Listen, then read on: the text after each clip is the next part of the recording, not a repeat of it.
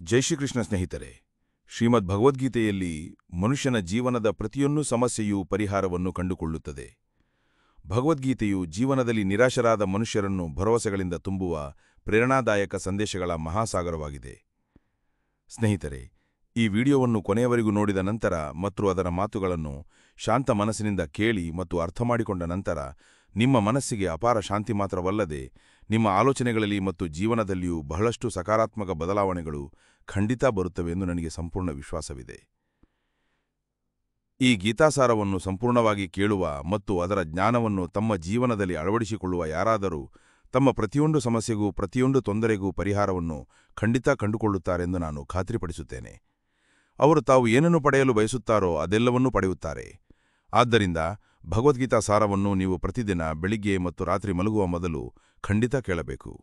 ಸ್ನೇಹಿತರೆ, ಶ್ರೀಮದ್ ಭಗವದ್ಗೀತೆಯಲ್ಲಿ ಭಗವಾನ್ ಶ್ರೀಕೃಷ್ಣ ಹೇಳುತ್ತಾರೆ, ಶ್ರದ್ಧೆಯಿಂದ ಕೂಡಿ ದೋಷಗಳಿಂದ ಮುಕ್ತನಾಗಿ ಈ ಗೀತಾಶಾಸ್ತ್ರವನ್ನು ಅಧ್ಯಯನ, ಶ್ರವಣ ಮತ್ತು ಮನನ ಮಾಡುವ ಯಾವುದೇ ಮನುಷ್ಯನು ಎಲ್ಲಾ ಪಾಪಗಳಿಂದ ಮುಕ್ತನಾಗಿ ನನ್ನ ಪರಮಧಾಮವನ್ನು ಪಡೆಯುತ್ತಾನೆ. ಸ್ನೇಹಿತರೆ, ಆದ್ದರಿಂದಲೇ ಹೇಳಲಾಗುತ್ತದೆ, ಯಾವ ಮನೆಯಲ್ಲಿ ಪ್ರತಿದಿನ ಶ್ರೀಮದ್ ಭಗವದ್ಗೀತೆಯನ್ನು ಪಠಿಸಲಾಗುತ್ತದೆಯೋ ಮತ್ತು ಕೇಳಲಾಗುತ್ತದೆಯೋ ಆ ಮನೆಯಲ್ಲಿ ಎಂದಿಗೂ ಯಾವುದೇ ಸಂಕಟ ಅಥವಾ ತೊಂದರೆ ಬರುವುದಿಲ್ಲ.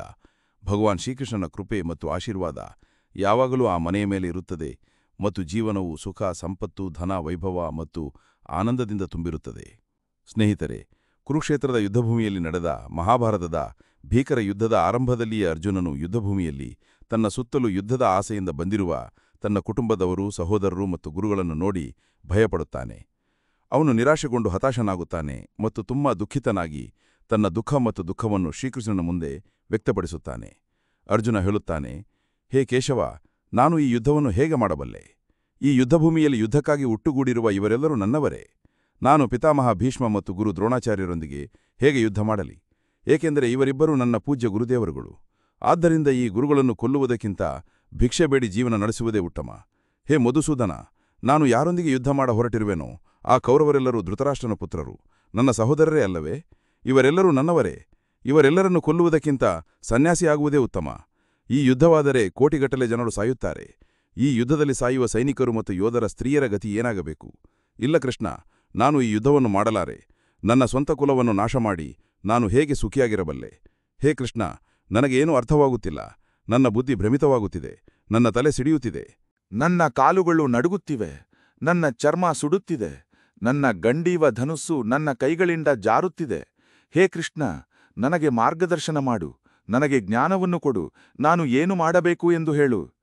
ಅರ್ಜುನನ ಈ ದಯನೀಯ ಸ್ಥಿತಿಯನ್ನು ನೋಡಿ ಭಗವಾನ್ ಶ್ರೀಕೃಷ್ಣನು ಶ್ರೀಮದ್ ಭಗವದ್ಗೀತೆಯ ದಿವ್ಯ ಮತ್ತು ಅಲೌಕಿಕ ಜ್ಞಾನವನ್ನು ಅರ್ಜುನನಿಗೆ ನೀಡಿದನು. ಇದು ಅರ್ಜುನನಿಗೆ ಮಾತ್ರವಲ್ಲದೆ ಸಾವಿರಾರು ವರ್ಷಗಳಿಂದ ಸಮಸ್ತ ಮಾನವಕುಲಕ್ಕೆ ಮತ್ತು ಇಂದಿನ ಆಧುನಿಕ ಯುಗದಲ್ಲಿಯೂ ಪ್ರತಿಯೊಬ್ಬ ಮನುಷ್ಯನಿಗೆ ಮಾರ್ಗದರ್ಶಕವಾಗಿದೆ.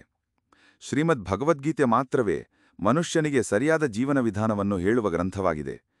ಭಗವದ್ಗೀತೆಯು ಜೀವನದಲ್ಲಿ ಧರ್ಮ, ಕರ್ಮ ಮತ್ತು ಪ್ರೀತಿಯ ಪಾಠವನ್ನು ಕಲಿಸುತ್ತದೆ. ಆದ್ದರಿಂದ ನಾವು ಪ್ರತಿದಿನವೂ ಶ್ರೀಮದ್ ಭಗವದ್ಗೀತೆಯನ್ನು ಅಧ್ಯಯನ ಮಾಡಲೇಬೇಕು.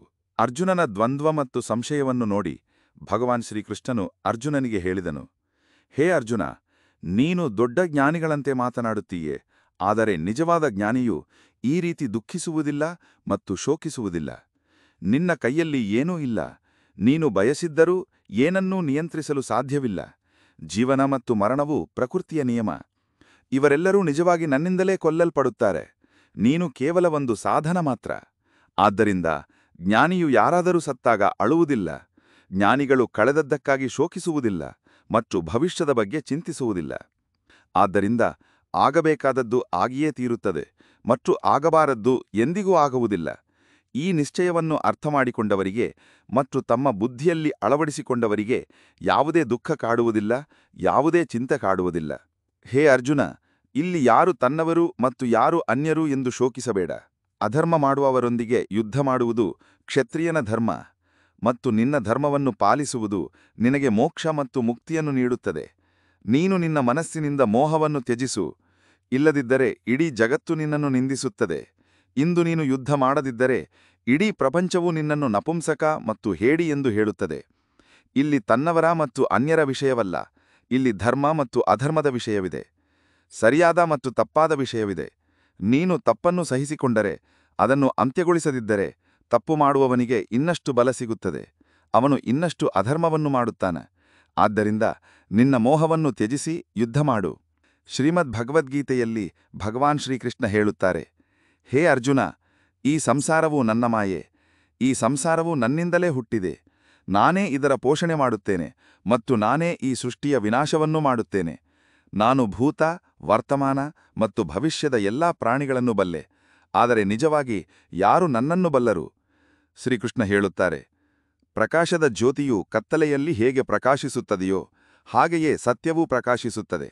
ಆದ್ದರಿಂದ ಮನುಷ್ಯನು ಯಾವಾಗಲೂ ಸತ್ಯನ ಮಾರ್ಗದಲ್ಲಿ ನಡೆಯಬೇಕು. ಮರಣವು ಅಚಲ ಸತ್ಯ, ಅದನ್ನು ಎಂದಿಗೂ ಬದಲಾಯಿಸಲು ಸಾಧ್ಯವಿಲ್ಲ. ಈ ಪ್ರಪಂಚವು ಸೃಷ್ಟಿಯಾದಾಗಿನಿಂದಲೂ ಜನನ ಮರಣದ ಚಕ್ರವೂ ನಡೆಯುತ್ತಿದೆ. ಮನುಷ್ಯನು ತನ್ನ ಹಳೆಯ ಬಟ್ಟೆಗಳನ್ನು ತ್ಯಜಿಸಿ ಹೊಸ ಬಟ್ಟೆಗಳನ್ನು ಧರಿಸುವಂತೆ ಆತ್ಮವು ಹಳೆಯ ನಿಷ್ಪ್ರಯೋಜಕ ದೇಹವನ್ನು ತ್ಯಜಿಸಿ ಹೊಸ ದೇಹವನ್ನು ಧರಿಸುತ್ತದೆ. ಇದೇ ಪ್ರಕೃತಿಯ ನಿಯಮ. ಈ ಸತ್ಯವನ್ನು ಸ್ವೀಕರಿಸಿ ಭಯಮುಕ್ತರಾಗಿ ಇಂದಿನಲ್ಲೇ ಬದುಕಬೇಕು. ಜ್ಞಾನಿಯಾದ ವ್ಯಕ್ತಿಯು ಸತ್ತವರ ಬಗ್ಗೆ ಶೋಕಿಸುವುದಿಲ್ಲ ಅಥವಾ ಜೀವಂತವಾಗಿರುವವರ ಬಗ್ಗೆ ಮೋಹವನ್ನೂ ಪಡುವುದಿಲ್ಲ. ಏಕೆಂದರೆ ಅವನು ಸತ್ತವರು ಮತ್ತೆ ಹುಟ್ಟುತ್ತಾರೆ ಮತ್ತು ಜೀವಂತವಾಗಿರುವವರು ಒಂದು ದಿನ ಖಂಡಿತ ಸಾಯುತ್ತಾರೆ ಎಂದು ತಿಳಿದಿರುತ್ತಾನೆ. ಹೇ ಅರ್ಜುನ, ನಾನು ಎಲ್ಲಾ ಪ್ರಾಣಿಗಳ ಹೃದಯದಲ್ಲಿ ನೆಲೆಸಿರುವ ಎಲ್ಲರ ಆತ್ಮ. ಎಲ್ಲಾ ಪ್ರಾಣಿಗಳ ಆದಿ, ಮಧ್ಯ ಮತ್ತು ಅಂತ್ಯವೂ ನಾನೇ. ನಾನು ಗ್ರಹಗಳಲ್ಲಿ ಸೂರ್ಯ, ವೇದಗಳಲ್ಲಿ ಸಾಮವೇದ, ದೇವತೆಗಳಲ್ಲಿ ಇಂದ್ರ, ಇಂದ್ರಿಯಗಳಲ್ಲಿ ಮನಸ್ಸು. ನಾನು ಬ್ರಹ್ಮ, ನಾನು ವಿಷ್ಣು, ನಾನು ಮಹೇಶ. ಜಲಾಶಯಗಳಲ್ಲಿ ನಾನು ಸಮುದ್ರ, ಪರ್ವತಗಳಲ್ಲಿ ನಾನು ಹಿಮಾಲಯ. ಈ ಇಡೀ ಜಗತ್ತಿನಲ್ಲಿ ನೀನು ಏನು ನೋಡುತ್ತೀಯೋ ಅದೆಲ್ಲವೂ ನಾನೇ. ಭಗವಾನ್ ಶ್ರೀಕೃಷ್ಣ ಹೇಳುತ್ತಾರೆ, ಮನಸ್ಸಿನ ಶಾಂತಿಗಿಂತ ದೊಡ್ಡ ಸಂಪತ್ತು ಈ ಪ್ರಪಂಚದಲ್ಲಿ ಇಲ್ಲ. ತನ್ನ ಮನಸ್ಸನ್ನು ಶಾಂತವಾಗಿಡಲು ಕಲಿತ ವ್ಯಕ್ತಿಗಿಂತ ಶ್ರೀಮಂತನು ಈ ಜಗತ್ತಿನಲ್ಲಿ ಯಾರೂ ಇಲ್ಲ. ಮನುಷ್ಯನ ದುಃಖಗಳಿಗೆ ಕಾರಣ ಅವನ ಮೋಹ. ಅವನು ಎಷ್ಟು ಹೆಚ್ಚು ಮೋಹವನ್ನು ಮಾಡುತ್ತಾನೋ ಅಷ್ಟೇ ಹೆಚ್ಚು ಕಷ್ಟವನ್ನು ಅನುಭವಿಸುತ್ತಾನೆ. ಶ್ರೀಕೃಷ್ಣ ಹೇಳುತ್ತಾರೆ, ಏನಾಯಿತೋ ಅದು ಒಳ್ಳೆಯದಾಯಿತು, ಏನಾಗುತ್ತಿದೆಯೋ ಅದು ಒಳ್ಳೆಯದಾಗುತ್ತಿದೆ, ಮತ್ತು ಏನಾಗುತ್ತದೆಯೋ ಅದು ಕೂಡ ಒಳ್ಳೆಯದೇ ಆಗಿರುತ್ತದೆ. ನೀನು ಯಾವುದಕ್ಕಾಗಿ ಅಳುತ್ತೀಯೋ, ನಿನ್ನಿಂದ ಏನಾಯಿತು? ನೀನು ಏನು ತಂದಿದ್ದೆ, ಅದನ್ನು ಕಳೆದುಕೊಂಡೆ. ನೀನು ಏನು ಸೃಷ್ಟಿಸಿದ್ದೆ, ಅದು ನಾಶವಾಯಿತು. ನೀನು ಏನು ತೆಗೆದುಕೊಂಡೆಯೋ ಅದನ್ನು ಇಲ್ಲಿಂದಲೇ ತೆಗೆದುಕೊಂಡೆ, ಮತ್ತು ನೀನು ಏನು ಕೊಟ್ಟೆಯೋ ಅದನ್ನು ಇಲ್ಲಿಗೇ ಕೊಟ್ಟೆ. ಇಂದು ನಿನ್ನದಾಗಿರುವುದು ನಾಳೆ ಬೇರೆಯವರದ್ದಾಗಿರುತ್ತದೆ, ಏಕೆಂದರೆ ಬದಲಾವಣೆಯೇ ಸಂಸಾರದ ನಿಯಮ.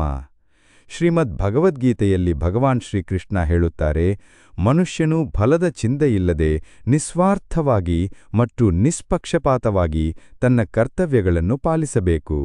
ತನ್ನ ಜೀವನದ ಸವಾಲುಗಳಿಂದ ಓಡಿಹೋಗಬಾರದು ಮತ್ತು ಹಣೆಬರಹವನ್ನು ದೂಷಿಸಬಾರದು.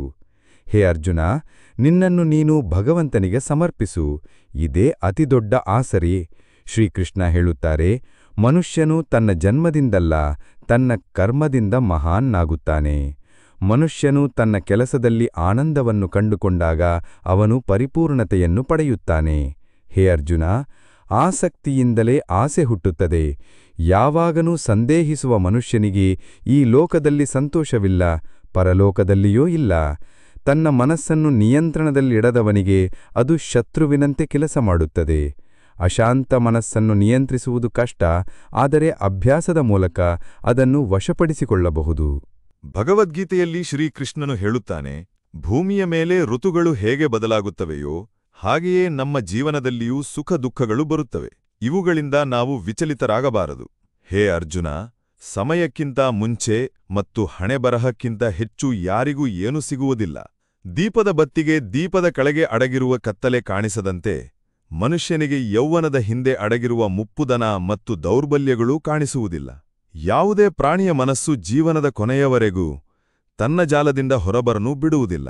ಅದನ್ನು ಹಗ್ಗದಿಂದ ಕಟ್ಟಿ ವಿವಿಧ ರೀತಿಯ ನೃತ್ಯಗಳನ್ನು ಮಾಡಿಸುತ್ತಾ ಇರುತ್ತದೆ. ಅದು ಜೀವಿಗೆ ತನ್ನ ಅಂತರಂಗವನ್ನು ನೋಡಲು, ತನ್ನ ಆತ್ಮವನ್ನು ಗುರುತಿಸಲು ಮತ್ತು ಆತ್ಮದೊಳಗಿರುವ ಪರಮಾತ್ಮನ ಪ್ರಕಾಶವನ್ನು ಸಾಕ್ಷಾತ್ಕರಿಸಲು ಅದನ್ನು ನೋಡಲು ಬಿಡುವುದೇ ಇಲ್ಲ. ಭಗವಾನ್ ಶ್ರೀಕೃಷ್ಣನಿಗೆ ಅರ್ಜುನನು ಕೇಳಿದಾಗ, ಹೇ ಕೇಶವ, ಆತ್ಮವು ನಿತ್ಯ, ಸನಾತನ ಮತ್ತು ಅಜನ್ಮವಾದದ್ದು. ಅದನ್ನು ಶಸ್ತ್ರಗಳು ಕತ್ತರಿಸಲೂ ಸಾಧ್ಯವಿಲ್ಲ, ಬೆಂಕಿ ಸುಡಲೂ ಸಾಧ್ಯವಿಲ್ಲ ಎಂದು ಒಪ್ಪಿಕೊಂಡರೂ ಪ್ರಾಣಿಯ ಆತ್ಮಕ್ಕೆ ದುಃಖ, ಸುಖ, ಶೋಕ, ಸಂತೋಷ, ಮಾನ, ಅಪಮಾನ, ನೋವು ಮತ್ತು ಆನಂದದ ಅನುಭವ ಏಕೆಯಾಗುತ್ತದೆ? ಆಗ ಭಗವಾನ್ ಶ್ರೀಕೃಷ್ಣ ಹೇಳುತ್ತಾರೆ, ಹೇ ಪಾರ್ಥ, ನಾನೀಗಾಗಲೇ ನಿನಗೆ ಹೇಳಿದ್ದೇನೆ, ಸುಖ ದುಃಖಗಳನ್ನು ಅನುಭವಿಸುವುದು ಆತ್ಮದ ಕೆಲಸವಲ್ಲ, ದೇಹದ ಕೆಲಸ. ಆಗ ಅರ್ಜುನ ಹೇಳುತ್ತಾನೆ, ಹೇ ಕೇಶವ, ದೇಹಕ್ಕೆ ನೋವು ಮತ್ತು ಯಾತನೆಯಾಗುವುದು ದೇಹಕ್ಕೆ ಗಾಯವಾದಾಗ ಅಥವಾ ಅದರ ಯಾವುದೇ ಅಂಗ ಕತ್ತರಿಸಿದಾಗ. ಉದಾಹರಣೆಗೆ, ದೇಹವು ಬೆಂಕಿಯಲ್ಲಿ ಸುಟ್ಟು ಹೋದರೆ ಅದರಿಂದಾಗುವ ನೋವು ದೇಹದ ನೋವು. ಆದರೆ ಮಾನಹಾನಿಯಿಂದಾಗುವ ದುಃಖ ಅಥವಾ ಗೌರವದಿಂದ ಬರುವ ಆನಂದದಲ್ಲಿ ದೇಹಕ್ಕೆ ಯಾವುದೇ ಗಾಯವಾಗುವುದಿಲ್ಲ. ಆ ಮಾನಹಾನಿಯ ದುಃಖ, ಆ ಅಪಕೀರ್ತಿಯ ನೋವು ಆತ್ಮಕ್ಕೆ ಆಗುತ್ತದಲ್ಲವೇ? ಆಗ ಭಗವಾನ್ ಶ್ರೀಕೃಷ್ಣನು ಅರ್ಜುನನಿಗೆ ಹೇಳುತ್ತಾನೆ, ಇಲ್ಲ ಅರ್ಜುನ, ಈ ಕೀರ್ತಿ ಅಪಕೀರ್ತಿ, ಮಾನ ಅಪಮಾನ, ಈ ಲಾಭ ನಷ್ಟ, ಈ ಗೆಲ್ಲುವ ಆನಂದ ಅಥವಾ ಸೋಲಿನ ನೋವು ಇವೂ ಕೂಡ ಆತ್ಮಕ್ಕೆ ಆಗುವುದಿಲ್ಲ. ಇದು ಆತ್ಮದ ಕೆಲಸವಲ್ಲ, ಇದು ಮನಸ್ಸಿನ ಚೇಷ್ಟೆ.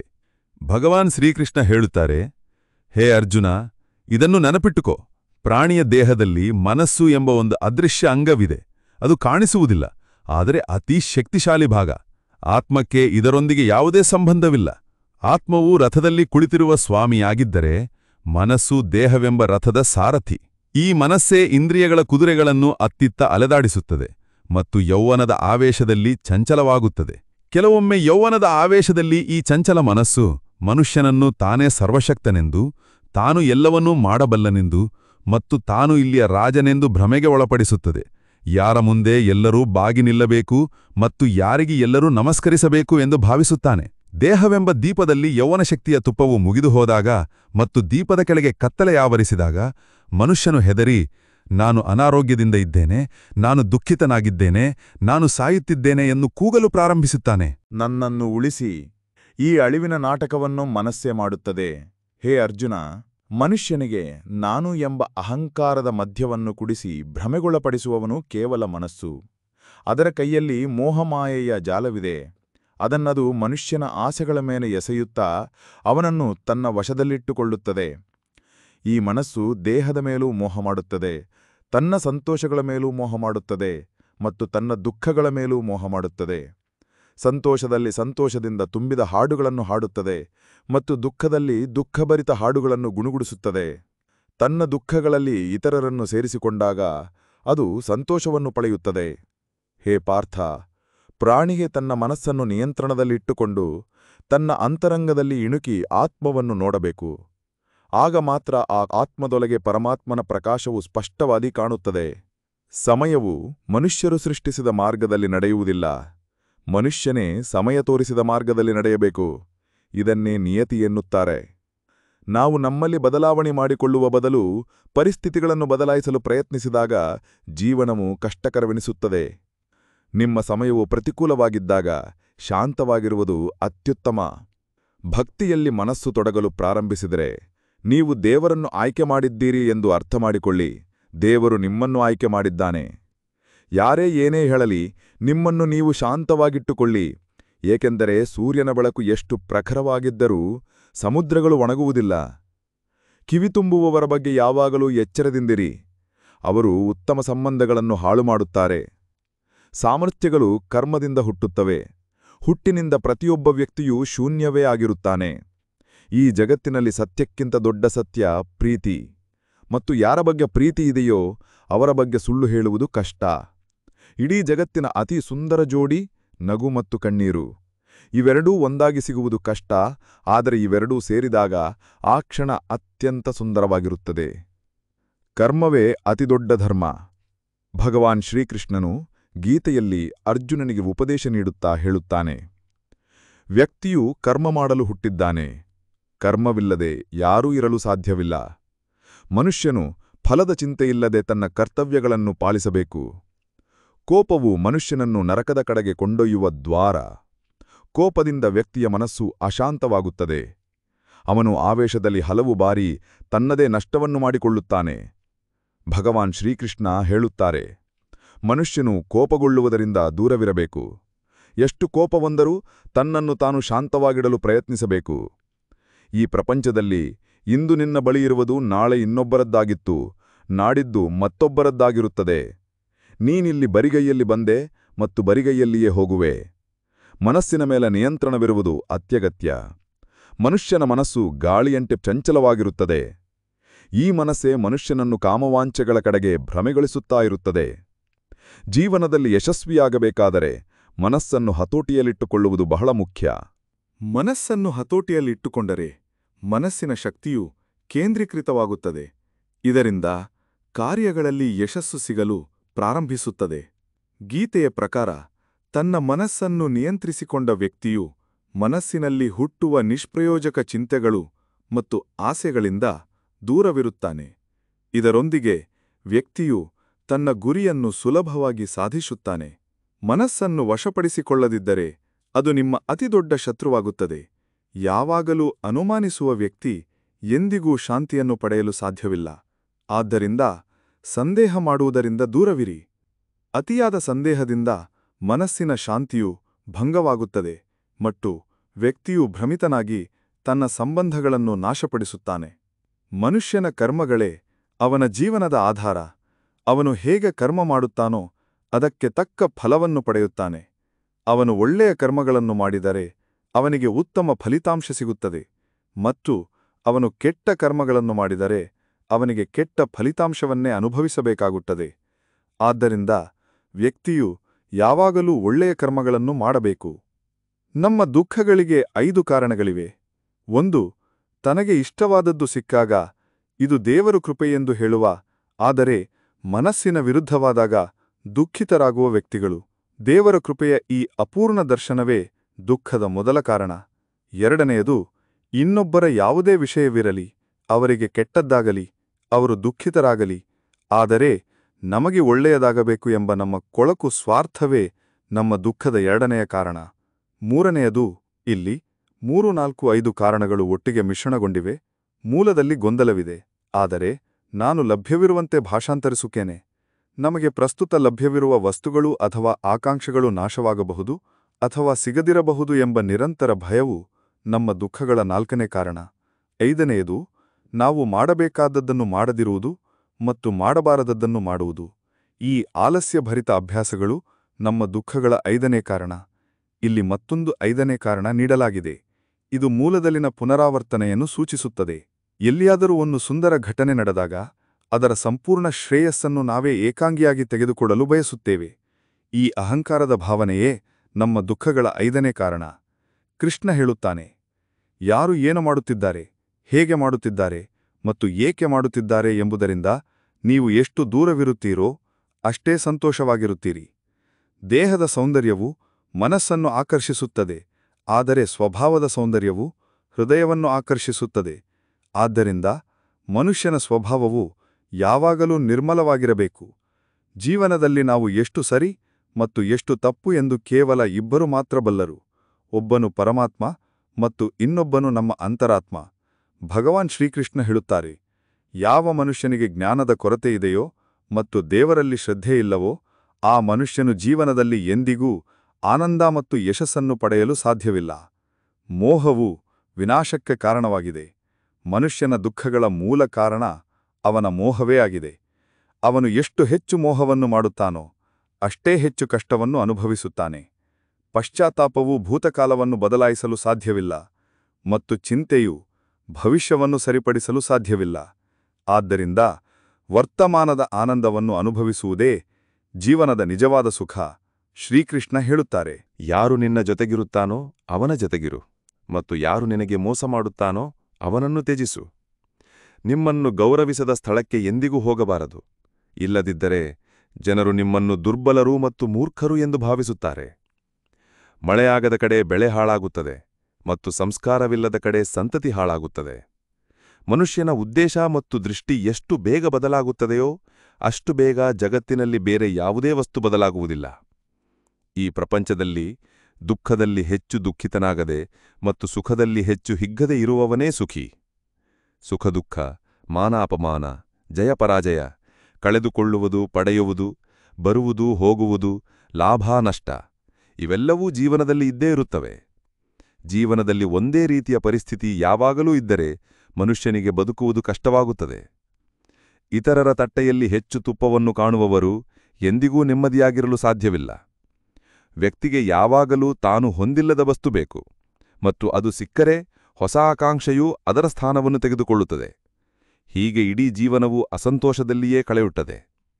ತೃಪ್ತಿಯೇ ಜೀವನದ ಮೂಲಮಂತ್ರ. ಮನುಷ್ಯನಲ್ಲಿ ಸಂತೋಷವಿದ್ದರೆ ಯಾವುದೇ ದುಃಖ ಅವನನ್ನು ಮುರಿಯಲು ಸಾಧ್ಯವಿಲ್ಲ. ಇದೇ ಜೀವನದ ರಹಸ್ಯ. ಅಹಂಕಾರದಿಂದ ನಾವು ಎಷ್ಟು ಸಂಬಂಧಗಳಿಂದ ದೂರವಾಗುತ್ತೇವೆ. ಸಮಯವು ಬಹಳ ಬಲಶಾಲಿ. ಅದು ವ್ಯಕ್ತಿಯನ್ನು ಕೆಲವೊಮ್ಮೆ ಗರ್ವಿಷ್ಠನನ್ನಾಗಿ ಮಾಡುತ್ತದೆ, ಕೆಲವೊಮ್ಮೆ ಅಸಹಾಯಕನನ್ನಾಗಿ ಮಾಡುತ್ತದೆ. ಸ್ನೇಹಿತ, ನಿನ್ನ ಸಮಯ ಬಲವಾಗಿದ್ದರೆ ಅಹಂಕಾರದಿಂದ ದೂರವಿರಿ. ಸಮಯ ಕೆಟ್ಟದ್ದಾಗಿದ್ದರೆ ಕೆಟ್ಟ ಸಂಗತಿಯಿಂದ ದೂರವಿರಿ. ಈ 4 ವಿಷಯಗಳನ್ನು ಮನುಷ್ಯನು ಜೀವನ ಪರ್ಯಂತ ನೆನಪಿನಲ್ಲಿಡಬೇಕು. 1. ತ್ಯಾಗವಿಲ್ಲದೆ ಮನುಷ್ಯನ ಹಣೆಬರಹವನ್ನು ನಿರ್ಮಿಸಲು ಸಾಧ್ಯವಿಲ್ಲ. 2.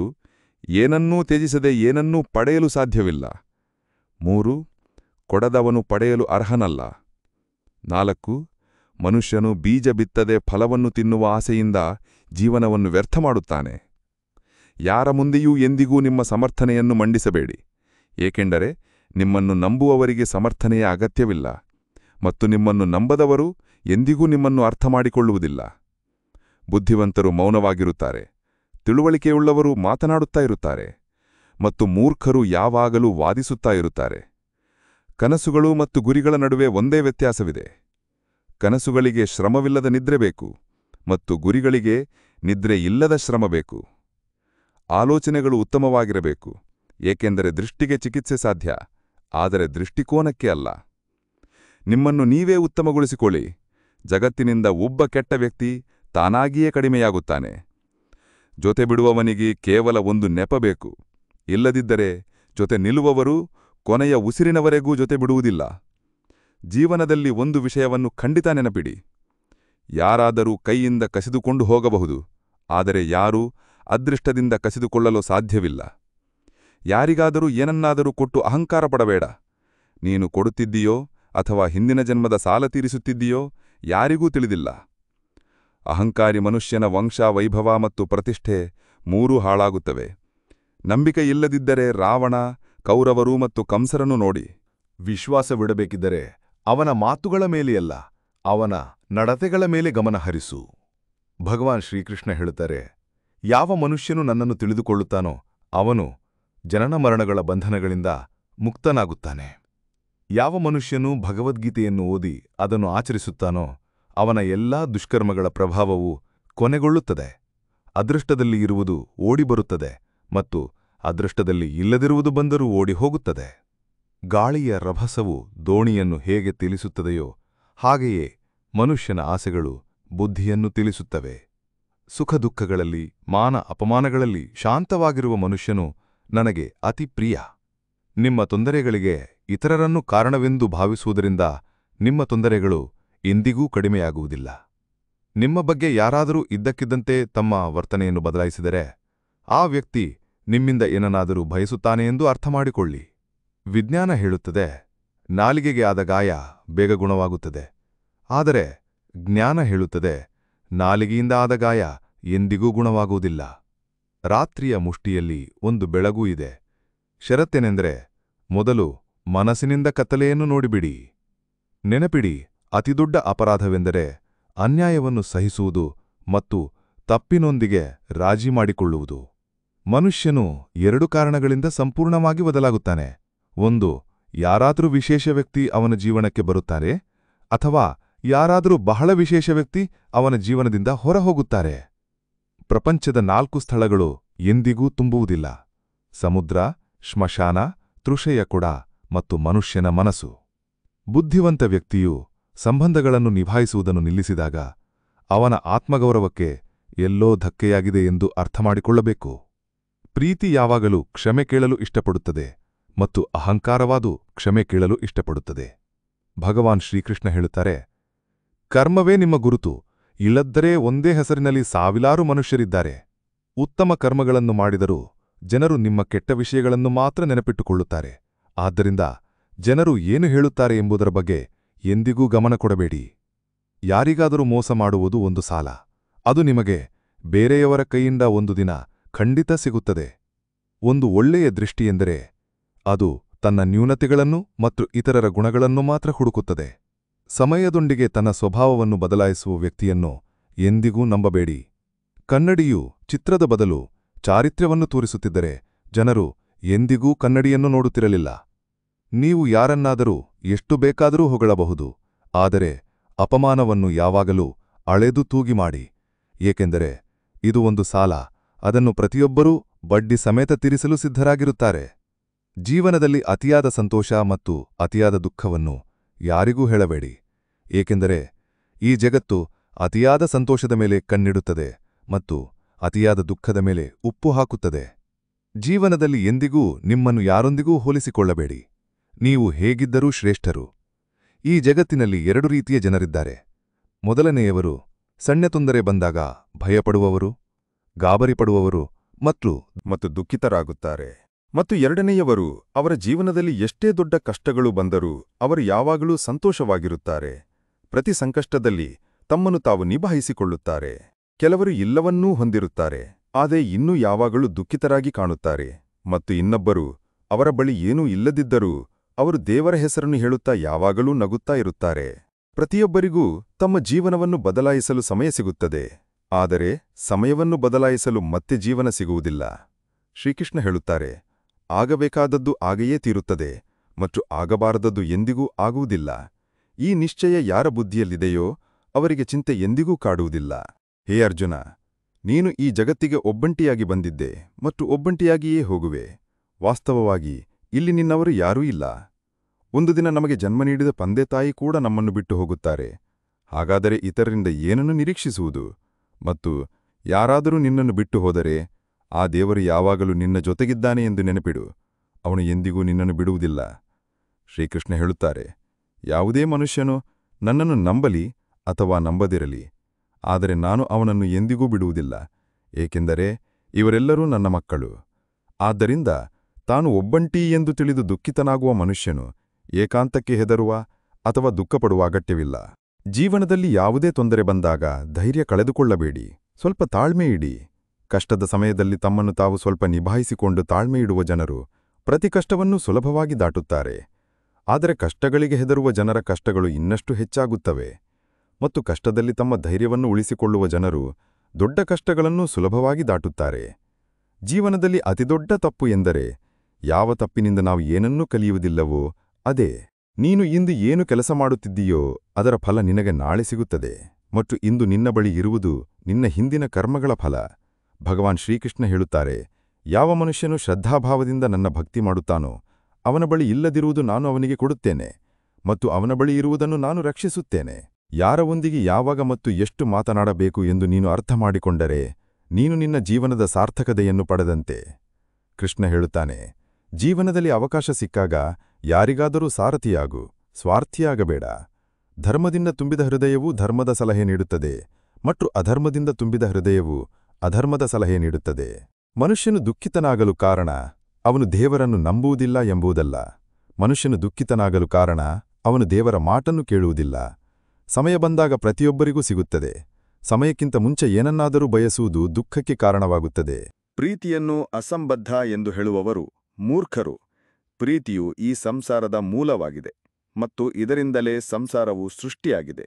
ಸಂಬಂಧಗಳಲ್ಲಿ ನಿಯಮಿತ ದೂರಗಳು ಸಂಬಂಧಗಳನ್ನು ಜೋಡಿಸುತ್ತವೆ ಮತ್ತು ಅನಿಯಮಿತ ದೂರಗಳು ಸಂಬಂಧಗಳನ್ನು ಮುರಿಯುತ್ತವೆ. ಮನುಷ್ಯನು ತನ್ನ ನಂಬಿಕೆಯಿಂದ ನಿರ್ಮಿತನಾಗುತ್ತಾನೆ. ಅವನು ಹೇಗೆ ನಂಬುತ್ತಾನೋ ಹಾಗೇ ಆಗುತ್ತಾನೆ. ಈ ಸಂಸಾರದಲ್ಲಿ ಅದೃಷ್ಟಕ್ಕಿಂತ ಹೆಚ್ಚು ಮತ್ತು ಸಮಯಕ್ಕಿಂತ ಮುಂಚೆ ಯಾರಿಗೂ ಏನೂ ಸಿಕ್ಕಿಲ್ಲ ಮತ್ತು ಎಂದಿಗೂ ಸಿಗುವುದಿಲ್ಲ. ಜೀವನದಲ್ಲಿ ಮಾತನ್ನು ಸಂಯಮದಲ್ಲಿಡುವುದು ಕಡ್ಡಾಯ, ಏಕೆಂದರೆ ಮಾತಿನಿಂದ ಆದ ಗಾಯಗಳು ಎಂದಿಗೂ ಗುಣವಾಗುವುದಿಲ್ಲ. ಶ್ರೀಕೃಷ್ಣ ಹೇಳುತ್ತಾರೆ, ಧರ್ಮಕ್ಕಾಗಿ ಹೋರಾಡಲು ಕಲಿ, ಅಧರ್ಮಿಗೆ ಕಾಲವಾಗಲು ಕಲಿ, ಮತ್ತು ನಿನ್ನವರಿಗಾಗಿ ತ್ಯಾಗ ಮಾಡಲು ಕಲಿ. ಸತ್ಯವು ಯಾವಾಗಲೂ ನೀರಿನ ಮೇಲೆ ತೈಲದ ಒಂದು ಹನಿಯಂತಿರುತ್ತದೆ. ಅದರ ಮೇಲೆ ಎಷ್ಟು ಅಸತ್ಯದ ನೀರನ್ನು ಸುರಿದರೂ ಅದು ಯಾವಾಗಲೂ ಮೇಲೆ ತೇಲುತ್ತದೆ. ನಿಮಗೆ ಇತರರ ರಹಸ್ಯಗಳನ್ನು ಹೇಳುವ ವ್ಯಕ್ತಿಯನ್ನು ಎಂದಿಗೂ ನಂಬಬೇಡಿ. ಬುದ್ಧಿ ಎಲ್ಲರ ಬಳಿಯೂ ಇದೆ. ಈಗ ಜಾಣ್ಮೆ ತೋರಿಸಬೇಕೇ ಅಥವಾ ಪ್ರಾಮಾಣಿಕತೆ ತೋರಿಸಬೇಕೇ ಎಂಬುದು ನಮ್ಮ ಸಂಸ್ಕಾರಗಳ ಮೇಲೆ ಅವಲಂಬಿತವಾಗಿದೆ. ಆದರೆ ಜಾಣ್ಮೆ 4 ದಿನ ಮಾತ್ರ ಹೊಳೆಯುತ್ತದೆ ಮತ್ತು ಪ್ರಾಮಾಣಿಕತೆ ಜೀವನ ಪರ್ಯಂತ ಹೊಳೆಯುತ್ತಾ ಇರುತ್ತದೆ. ನಿಮ್ಮ ಆರ್ಥಿಕ ಸ್ಥಿತಿಯನ್ನು ರಹಸ್ಯವಾಗಿಡಬೇಕು. ನಿಮ್ಮ ಆರ್ಥಿಕ ಸ್ಥಿತಿ ಉತ್ತಮವಾಗಿದ್ದರೆ ಜನರು ನಿಮ್ಮಿಂದ ಸಾಲ ಕೇಳಲು ಪ್ರಾರಂಭಿಸುತ್ತಾರೆ, ಮತ್ತು ನಿಮ್ಮ ಆರ್ಥಿಕ ಸ್ಥಿತಿ ಕೆಟ್ಟದ್ದಾಗಿದ್ದರೆ ಜನರು ನಿಮ್ಮನ್ನು ಗೌರವಿಸುವುದಿಲ್ಲ ಮತ್ತು ನಿಮ್ಮೊಂದಿಗೆ ಇರುವುದಿಲ್ಲ. ಆದ್ದರಿಂದ ನಿಮ್ಮ ಸುಖದುಃಖಗಳನ್ನು ನಿಮ್ಮಲ್ಲಿಯೇ ಇರಿಸಿಕೊಳ್ಳಬೇಕು. ಹಣ್ಣುಗಳಿಂದ ಕಲಿಯಿರಿ. ಉಪ್ಪು ಹಚ್ಚಿದರೂ ರುಚಿಯನ್ನು ಹೆಚ್ಚಿಸುತ್ತವೆ, ಮತ್ತು ಒಬ್ಬ ಮನುಷ್ಯನಿದ್ದಾನೆ, ಸಿಹಿಯನ್ನು ತಿಂದರೂ ವಿಷವನ್ನೇ ಉಗುಳುತ್ತಾನೆ.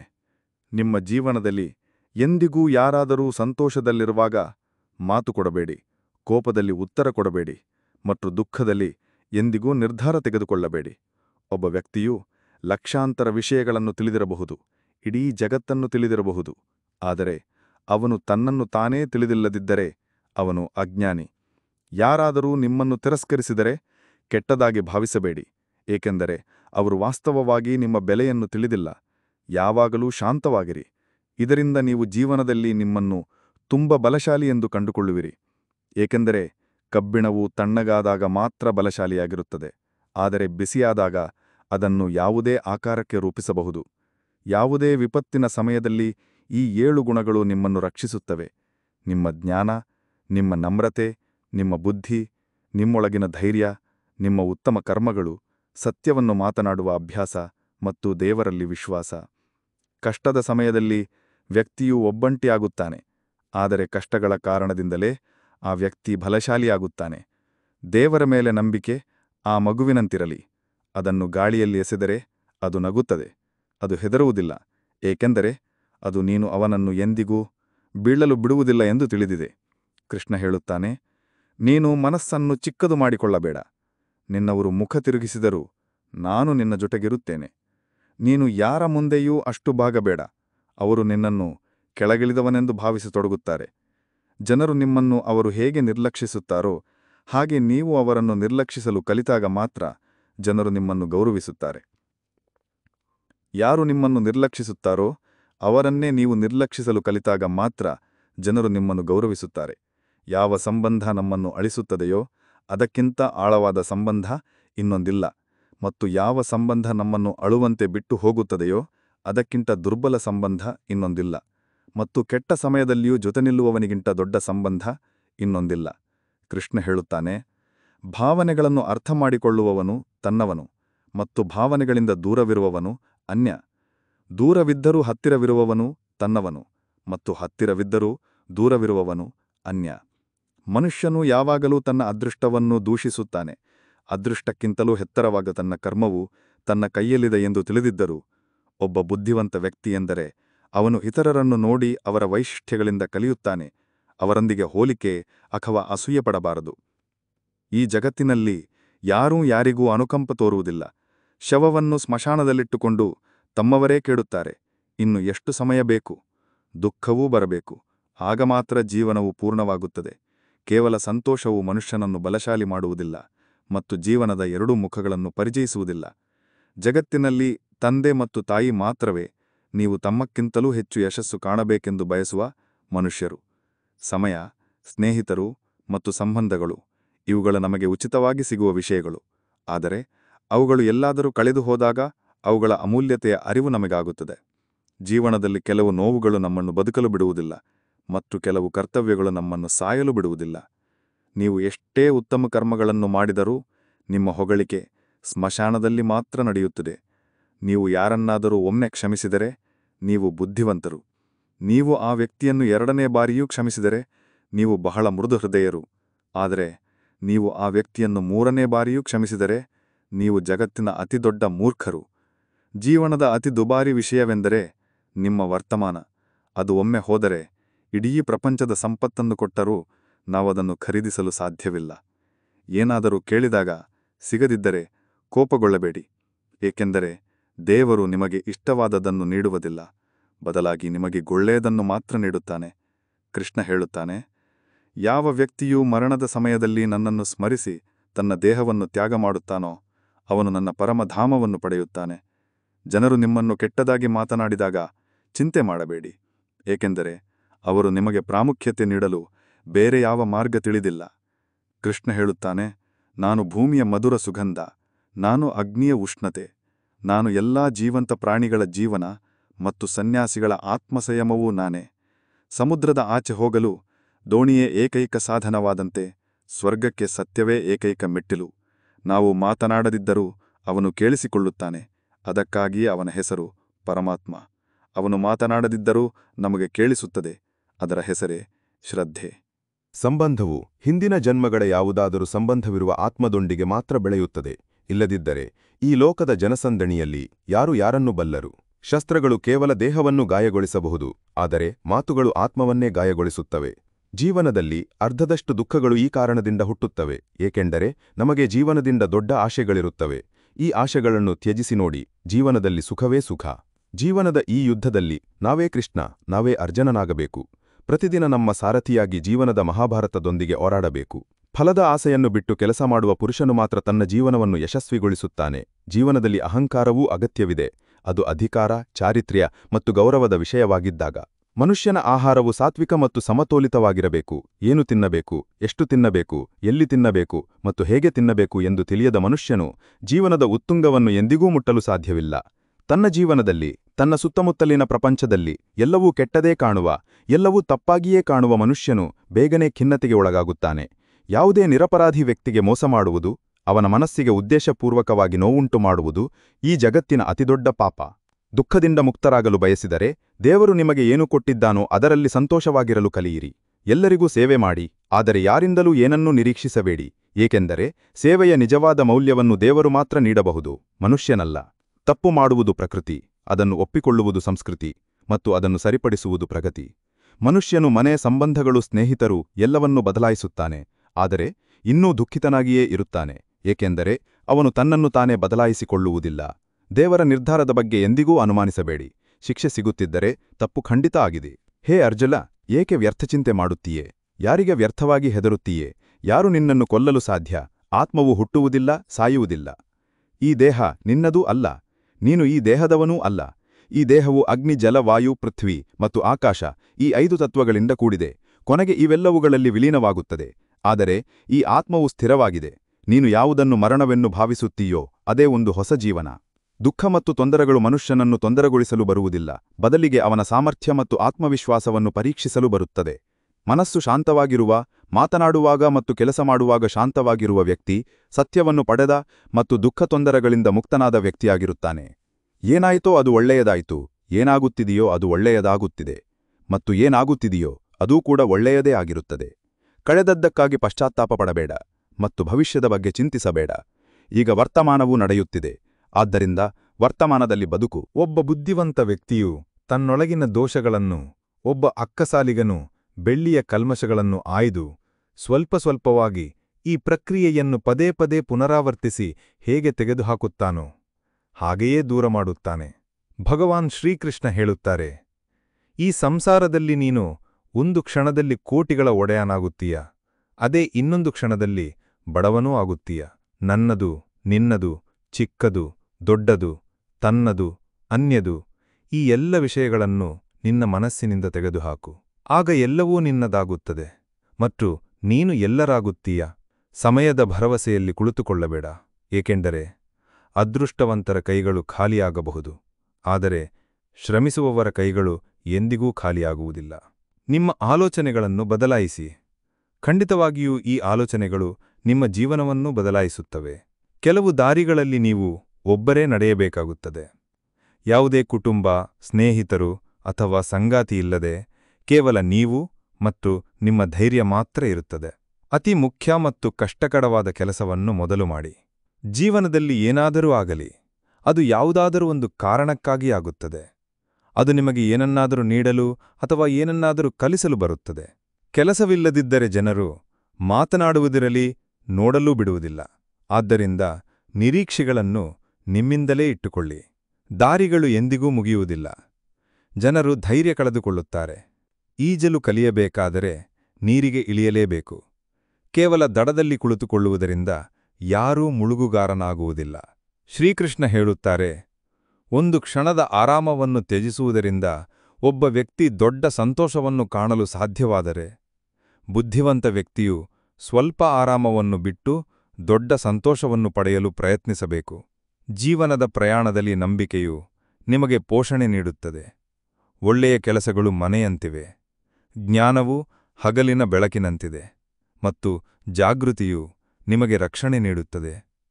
ಅಪಾಯವು ಶತ್ರುಗಳಿಂದಲ್ಲ, ಸುತ್ತಮುತ್ತಲಿನ ಜನರಿಂದ. ಏಕೆಂದರೆ ದೋಣಿಯು ಹೊರಗಿನ ನೀರಿನಿಂದ ಮುಳುಗುವುದಿಲ್ಲ, ಒಳಗಿನ ರಂಧ್ರದಿಂದ ಮುಳುಗುತ್ತದೆ. ಆರೋಗ್ಯವು ಅತಿದೊಡ್ಡ ಉಡುಗೊರೆ, ಸಂತೋಷವು ಅತಿದೊಡ್ಡ ಸಂಪತ್ತು ಮತ್ತು ನಿಷ್ಠೆಯು ಅತ್ಯುತ್ತಮ ಸಂಬಂಧ.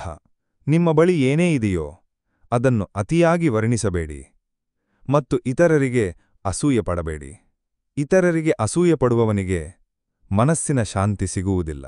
ಜಗತ್ತು ಯಾವಾಗಲೂ ಹೊಗಳುವ ಮತ್ತು ದೂಷಿಸುವ ಮಾರ್ಗವನ್ನು ಹುಡುಕುತ್ತಾ ಬಂದಿದೆ. ಇದು ನಡೆದುಕೊಂಡೇ ಬಂದಿದೆ ಮತ್ತು ಹೀಗೆಯೇ ನಡೆಯುತ್ತಾ ಇರುತ್ತದೆ. ಯಾರು ತನ್ನನ್ನು ತಾನೇ ನಿಜವಾಗಿ ಪ್ರೀತಿಸುತ್ತಾನೋ ಅವನು ಎಂದಿಗೂ ಬೇರೆಯವರಿಗೆ ನೋವುಂಟು ಮಾಡುವುದಿಲ್ಲ. ವಿಚಲಿತಗೊಳಿಸುವ ಆಲೋಚನೆಗಳಿಂದ ಮುಕ್ತರಾದ ವ್ಯಕ್ತಿಗಳಿಗೆ ಖಂಡಿತ ಶಾಂತಿ ಸಿಗುತ್ತದೆ. ದೊಡ್ಡ ದೊಡ್ಡ ಮಾತುಗಳನ್ನು ಮಾತನಾಡುವವರು ಮಾತುಗಳಲ್ಲಿಯೇ ಉಳಿಯುತ್ತಾರೆ ಮತ್ತು ಸೌಮ್ಯವಾಗಿ ನಗುವವರು ಬಹಳಷ್ಟು ಸಾಧಿಸುತ್ತಾರೆ. ನೀರಿನಿಂದ ಸ್ನಾನ ಮಾಡುವವನು ಬಟ್ಟೆಗಳನ್ನು ಮಾತ್ರ ಬದಲಾಯಿಸಬಹುದು, ಆದರೆ ಬೆವರಿನಿಂದ ಸ್ನಾನ ಮಾಡುವವನು ಇತಿಹಾಸವನ್ನು ಬದಲಾಯಿಸಬಹುದು. ಸಂಬಂಧಗಳನ್ನು ಅಣಕಿಸಲು ಒಂದು ಕ್ಷಣ ಸಾಕು, ಆದರೆ ಜೀವನವು ಸಂಬಂಧಗಳಿಂದಲೇ ಸಾಗುತ್ತದೆ ಮತ್ತು ಸಮೃದ್ಧವಾಗುತ್ತದೆ ಎಂಬುದನ್ನು ನಾವು ಮರೆಯುತ್ತೇವೆ. ಮನಸ್ಸಿನಲ್ಲಿ ಇರುವುದನ್ನು ಸ್ಪಷ್ಟವಾಗಿ ಹೇಳಬೇಕು, ಏಕೆಂದರೆ ಸತ್ಯವನ್ನು ಹೇಳುವುದರಿಂದ ನಿರ್ಧಾರಗಳಾಗುತ್ತವೆ ಮತ್ತು ಸುಳ್ಳು ಹೇಳುವುದರಿಂದ ಅಂತರಗಳು ಹೆಚ್ಚಾಗುತ್ತವೆ. ಬೆಳಗಿನ ನಿದ್ರೆಯು ಮನುಷ್ಯನ ಉದ್ದೇಶಗಳನ್ನು ದುರ್ಬಲಗೊಳಿಸುತ್ತದೆ. ಗುರಿಯನ್ನು ಸಾಧಿಸುವವರು ಎಂದಿಗೂ ಹೆಚ್ಚು ಹೊತ್ತು ಮಲಗುವುದಿಲ್ಲ. ಪ್ರತಿಯೊಬ್ಬರಿಗೂ ಹೃದಯದಲ್ಲಿ ಅವರು ನೀಡುವಷ್ಟು ಜಾಗವನ್ನು ನೀಡಿ, ಇಲ್ಲದಿದ್ದರೆ ನೀವು ಅಳುತ್ತೀರಿ ಅಥವಾ ಅವರು ನಿಮ್ಮನ್ನು ಅಳಿಸುತ್ತಾರೆ.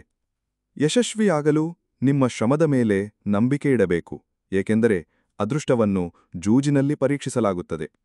ಜೀವನದಲ್ಲಿ ಜನಪ್ರಿಯರಾಗಬೇಕಾದರೆ ನೀವು ಎಂಬ ಪದವನ್ನು ಅತಿ ಹೆಚ್ಚು, ನಂತರ ನಾವು ಎಂಬ ಪದವನ್ನು ಮತ್ತು ಅತಿ ಕಡಿಮೆ ನಾನು ಎಂಬ ಪದವನ್ನು ಬಳಸಬೇಕು. ನಿಮ್ಮ ಶಕ್ತಿಯನ್ನು ಚಿಂತೆ ಮಾಡುವುದರಲ್ಲಿ ಖರ್ಚು ಮಾಡುವ ಬದಲು ಪರಿಹಾರಗಳನ್ನು ಹುಡುಕುವಲ್ಲಿ ಬಳಸುವುದು ಉತ್ತಮ. ಪ್ರೇರಣೆಯ ಅತಿದೊಡ್ಡ ಮೂಲ ನಿಮ್ಮ ಸ್ವಂತ ಆಲೋಚನೆಗಳು. ಆದ್ದರಿಂದ ದೊಡ್ಡದಾಗಿ ಯೋಚಿಸಿ ಮತ್ತು ನಿಮ್ಮನ್ನು ನೀವೇ ಗೆಲ್ಲಲು ಪ್ರೇರೇಪಿಸಿ. ಕರ್ಮಗಳ ಗಣಿತವೂ ಬಹಳ ಸರಳವಾಗಿದೆ. ಒಳ್ಳೆಯದು ಮಾಡಿದರೆ ಒಳ್ಳೆಯದಾಗುತ್ತದೆ, ಕೆಟ್ಟದು ಮಾಡಿದರೆ ಕೆಟ್ಟದಾಗುತ್ತದೆ. ನಾಲಿಗೆ ಪಡೆದು ಶ್ರೀ ರಾಧಾಕೃಷ್ಣರ ಕೀರ್ತನೆ ಮಾಡದ ದುರ್ಬುದ್ಧಿ ಮನುಷ್ಯನು ಮೋಕ್ಷದ ಮೆಟ್ಟಿಲು ಸಿಕ್ಕರೂ ಅದರ ಮೇಲೆ ಏರಲು ಪ್ರಯತ್ನಿಸುವುದಿಲ್ಲ. ದುಃಖವನ್ನು ಅನುಭವಿಸುವವನು ಮುಂದೆ ಸುಖಿಯಾಗಿರಬಹುದು, ಆದರೆ ಇತರರಿಗೆ ದುಃಖ ನೀಡುವವನು ಎಂದಿಗೂ ಸುಖಿಯಾಗಿರಲು ಸಾಧ್ಯವಿಲ್ಲ. ನಿಮ್ಮೊಳಗೆ ಕರುಣೆ ಇರಲಿ, ಆವೇಶ ಬೇಡ, ಏಕೆಂದರೆ ಮೋಡಗಳ ಮಳೆಯಿಂದ ಹೂವುಗಳು ಅರಳುತ್ತವೆ, ಅವುಗಳ ಗರ್ಜನೆಯಿಂದಲ್ಲ. ಕೆಟ್ಟ ವ್ಯಕ್ತಿ ಎಷ್ಟು ಸಿಹಿಯಾಗಿ ಮಾತನಾಡಿದರೂ ಅದು ನಿಮಗೆ ರೋಗವಾಗುತ್ತದೆ ಮತ್ತು ಸತ್ಯವಂತ ವ್ಯಕ್ತಿ ಎಷ್ಟು ಕಹಿಯಾಗಿ ಕಂಡರೂ ಒಂದು ದಿನ ಔಷಧಿಯಾಗಿ ಕೆಲಸ ಮಾಡುತ್ತದೆ. ಒಂದು ದೀಪವು ತನ್ನ ಬೆಳಕನ್ನು ಕಡಿಮೆ ಮಾಡದೆ ಸಾವಿರಾರು ದೀಪಗಳನ್ನು ಹೇಗೆ ಬೆಳಗಿಸುತ್ತದೆಯೋ ಹಾಗೆಯೇ ಸಂತೋಷಗಳನ್ನು ಹಂಚಿಕೊಂಡರೆ ಸಂತೋಷಗಳು ಕಡಿಮೆಯಾಗುವುದಿಲ್ಲ. ಭಗವಾನ್ ಶ್ರೀಕೃಷ್ಣ ಹೇಳುತ್ತಾರೆ, ಹೇ ಮಾನವ, ನೀನು ಎಲ್ಲಾ ಲೌಕಿಕ ದುಃಖಗಳಿಂದ ಮುಕ್ತಿ ಪಡೆಯಲು ಬಯಸಿದರೆ ನನ್ನ ಭಕ್ತಿ ಮಾಡು. ಯಾರು ನನ್ನ ಭಕ್ತಿ ಮಾಡುವುದಿಲ್ಲವೋ ಅವರು ಈ ಜೀವನದಲ್ಲಿ ಅಥವಾ ಮುಂದಿನ ಜೀವನದಲ್ಲಿಯೂ ಶಾಂತಿಯನ್ನು ಪಡೆಯಲು ಸಾಧ್ಯವಿಲ್ಲ. ಭಗವಾನ್ ಹೇಳುತ್ತಾರೆ, ಯಾರು ನನ್ನನ್ನು ಪರಮ ಪ್ರೀತಿಯಿಂದ ಪ್ರೀತಿಸಿ ಈ ಪರಮ ರಹಸ್ಯಮಯ ಗೀತಾಶಾಸ್ತ್ರವನ್ನು ನನ್ನ ಭಕ್ತರಿಗೆ ಹೇಳುತ್ತಾರೋ ಅವರು ನನ್ನನ್ನೇ ಪಡೆಯುತ್ತಾರೆ. ಇದರಲ್ಲಿ ಯಾವುದೇ ಸಂದೇಹವಿಲ್ಲ. ಯಾರು ಈ ಗೀತೆಯ ರಹಸ್ಯವನ್ನು ಭಕ್ತರಿಗೆ ತಿಳಿಸುತ್ತಾರೋ, ಅದನ್ನು ಅವರಲ್ಲಿ ವಿಸ್ತರಿಸುತ್ತಾರೆ ಮತ್ತು ಪ್ರಚಾರ ಮಾಡುತ್ತಾರೋ ಆ ಮನುಷ್ಯನು ನನಗೆ ಅತ್ಯಂತ ಪ್ರಿಯ. ಆದ್ದರಿಂದ ಸ್ನೇಹಿತರೆ, ನೀವು ಕೂಡ ಈ ಗೀತಾಜ್ಞಾನವನ್ನು ಇತರರೊಂದಿಗೆ ಹಂಚಿಕೊಂಡು ಭಗವಾನ್ ಶ್ರೀಕೃಷ್ಣನ ಈ ಜ್ಞಾನವನ್ನು ಪ್ರಚಾರ ಮತ್ತು ವಿಸ್ತರಣ ಮಾಡಬೇಕು. ಇದರಿಂದ ನೀವು ಭಗವಾನ್ ಶ್ರೀಕೃಷ್ಣನ ಅಪಾರ ಕೃಪೆಯನ್ನು ಪಡೆಯಬಹುದು. ಸ್ನೇಹಿತರೆ, ನಮ್ಮ ಈ ಪ್ರಯತ್ನ ನಿಮಗೆ ಖಂಡಿತ ಇಷ್ಟವಾಯಿತು ಎಂದು ಆಶಿಸುತ್ತೇವೆ. ಈ ವಿಡಿಯೋವನ್ನು ಲೈಕ್ ಮಾಡಲು ಮತ್ತು ನಿಮ್ಮ ಹೆಚ್ಚು ಸಂಬಂಧಿಕರೊಂದಿಗೆ ಹಂಚಿಕೊಳ್ಳಲು ನಿಮ್ಮನ್ನು ವಿನಂತಿಸುತ್ತೇವೆ. ನೀವು ನಮ್ಮ ಚಾನಲ್ಗೆ ಹೊಸಬರಾಗಿದ್ದರೆ ಚಾನಲ್ ಅನ್ನು ಸಬ್ಸ್ಕ್ರೈಬ್ ಮಾಡಿ ಮತ್ತು ಘಂಟೆಯನ್ನು ಆಲ್ಗೆ ಸೆಟ್ ಮಾಡಿಕೊಳ್ಳಿ. ಮತ್ತು ಕಾಮೆಂಟ್ ಬಾಕ್ಸ್ನಲ್ಲಿ ಜೈ ಶ್ರೀ ರಾಧೇಕೃಷ್ಣ ಎಂದು ಬರೆದು ಪರಮಾತ್ಮನಿಗೆ ನಿಮ್ಮ ಕೃತಜ್ಞತೆಯನ್ನು ವ್ಯಕ್ತಪಡಿಸಲು ಮರೆಯಬೇಡಿ. ಜೈ ಶ್ರೀ ರಾಧೇಕೃಷ್ಣ. ರಾಧೆ ರಾಧೆ.